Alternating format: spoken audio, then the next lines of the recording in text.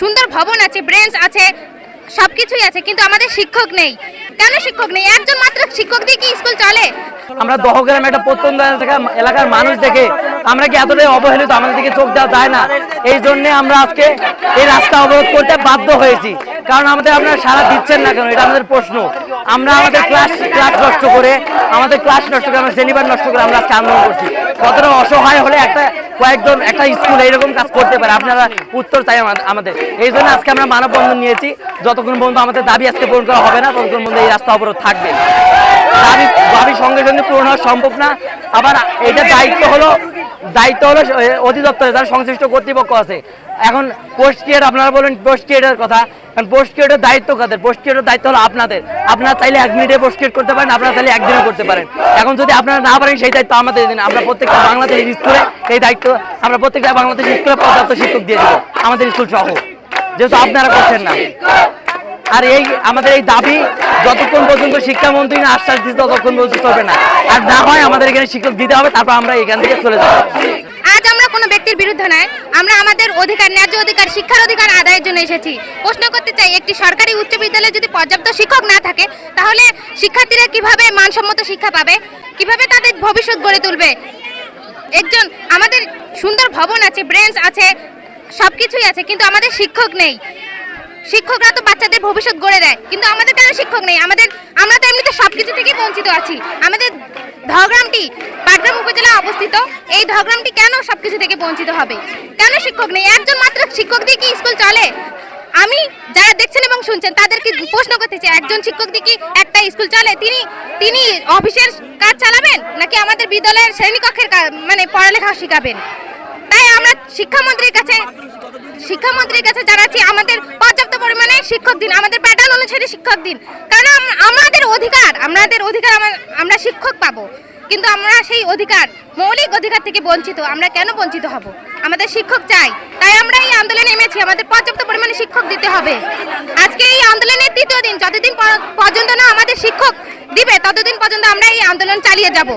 আমরা ক্লাস বাদ দিয়ে আন্দোলন নামছি শিক্ষকের জন্য। মূলত আমরা এখানে 2 দিন থেকে আন্দোলন করলাম, গত 2 দিন আন্দোলন করেছি, কোনো ধরনের সাড়া পাইনি। সেই কারণে আজকে আমরা আরো তীব্র আন্দোলনে নেমেছি। আমরা যতক্ষণ পর্যন্ত, আমাদের বারবার আশ্বাস দিচ্ছে শুধু যে শিক্ষক দিবে, কিন্তু আজ পর্যন্ত কোনো ধরনের শিক্ষক আমাদের বিদ্যালয়ে আসেনি। সেই জন্য আমরা এই আন্দোলনে নেমেছি। যতক্ষণ পর্যন্ত আমাদের এখানে শিক্ষক আসবে না, ততক্ষণ পর্যন্ত আমরা আন্দোলন করব। এখন আমরা 2 দিন আন্দোলন করার পরেও আমাদের কোনো সংশ্লিষ্ট কর্তৃপক্ষ আমাদের সাথে এখনো কথা বলে নাই, কোনো ধরনের পদক্ষেপ নেয়নি। আমাদের কি তিনি কোনো মানুষ মনে করেন না? আমরা এখানে নেমেছি, এখানে শিক্ষক না নেওয়া পর্যন্ত আমরা এখান থেকে নড়বো না। আমরা আন্দোলন করবো, দরকার পড়লে আমরা আরো তীব্র আন্দোলন নামবো, তা আমরা শিক্ষক ছাড়া যাবো না। আমাদের এখানে কোনো সংশ্লিষ্ট কর্মকর্তা এখনো এসে আমাদের সাথে কথা বলেনি। আমরা তাই এখানে আন্দোলন নেমেছি। মূলত আমাদের শিক্ষক দিতে হবে, তারপর আমাদের যেতে হবে, যাবো আমরা পরিস্থিতি দেখে আমাদের যেটা মনে হচ্ছে, শিক্ষকরা মানে যারা শিক্ষার্থী আছে তারা আরও কঠোর আন্দোলনের দিকে যাবে এবং গুরুত্ব না দেওয়ার। আজকে যেহেতু হচ্ছে আন্দোলনের 3য় দিন চলছে, আমি যতটুকু বুঝতে পারছি ইতিমধ্যে অনেকগুলো প্রিন্ট এবং ইলেকট্রিক মিডিয়া ফোকাস করছে। আমরা আশা করছি যে এই বিষয়টি ঊর্ধ্বতন বা শিক্ষা রিলেটেড যারা শিক্ষা নিয়ে কাজ করে তাদের নজরে আসবেন। জুলাই রিভলিউশনের পর 24-এর বাংলাদেশে এরকম একটি জায়গায় একটা শিক্ষা প্রতিষ্ঠানে একটা শিক্ষক দিয়ে চলতেছে, এটা আসলেই আমাদের হতবাক করেছে। তবে তারা কথা দিয়েছে এবং কথার মধ্যেই সীমাবদ্ধ আছে।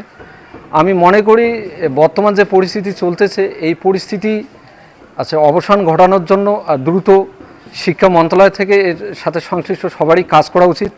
আর যদি গুরুত্ব না দেয়, তাহলে কিন্তু এর চেয়ে কঠোর কর্মসূচি আছে এবং শিক্ষার্থীরা, বিশেষ করে আমরাও আরও একাত্মতা ঘোষণা করব শিক্ষার্থীদের সাথে। এবং আসলে প্রতিষ্ঠার পর এই বিদ্যালয়টি, যেটি বলছিলাম যে শুধু অবকাঠামোগত উন্নয়ন হয়েছে, বড় বিল্ডিং হয়েছে, এসি রুম আছে, মাল্টিমিডিয়া ক্লাসরুম আছে, লিফট আছে, কিন্তু শিক্ষার আসলে কোনো উন্নতি হয় না। আমি একটি তথ্য আপনাদের দিতে পারি, এখানে কিন্তু সায়েন্স ফ্যাকাল্টি আছে, কিন্তু বড় কোশ্চেন হচ্ছে সায়েন্সের কয়েকজন টিচার আছে, কোনো শিক্ষক নেই। তাহলে এই বিশ্বায়নের যুগে, বর্তমান বিজ্ঞানের যুগে একটা প্রতিষ্ঠানে সায়েন্সের টিচার নেই, এটা খুবই হাস্যকর। আসলে বিষয়টি খুবই মানে এটা অবাক করার মতো। এই বিষয়গুলো নিয়ে দ্রুত কাজ করা উচিত এবং দহগ্রাম সরকারি উচ্চ বিদ্যালয়ে যে শিক্ষক সংকট, এটা অবসান করা উচিত।